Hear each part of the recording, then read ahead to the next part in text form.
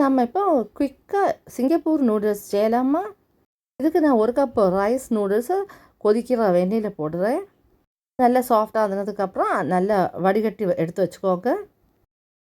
ஒரு ஃப்ரை பேனில் 2 table spoon நல்லெண்ணெய் ஊற்றுங்க.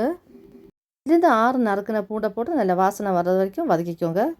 வாசனை வந்ததுக்கப்புறமா ஒரு நறுக்கின பெரிய வெங்காயத்தை போட்டு நல்லா கண்ணாடி போல் ஆகிறது வரைக்கும் வதக்கிக்கோங்க. வெட்டி வச்சா பாதி அளவு கேப்சிகம் போட்டுக்கோங்க. ஒரு கேரட் வெட்டி வச்சுருக்கேன், அதையும் போட்டுக்கோங்க. 6லேருந்து 7 இறால் சேர்க்கணும்.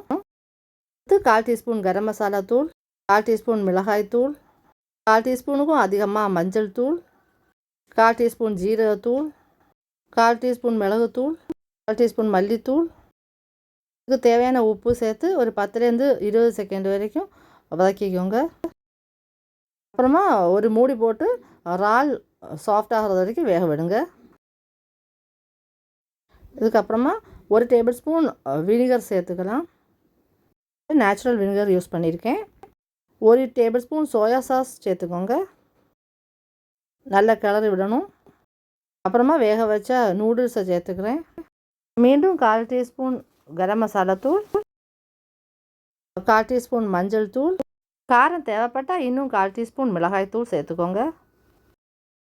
எல்லாத்தையும் சேர்த்து நல்லா கிளறி விட்டுக்கோங்க. லோ ஃப்ளேமில் வச்சுக்கோங்க. சுவையான சிங்கப்பூரியன் நூடுல்ஸ் ரெடி ஆயிடுச்சு.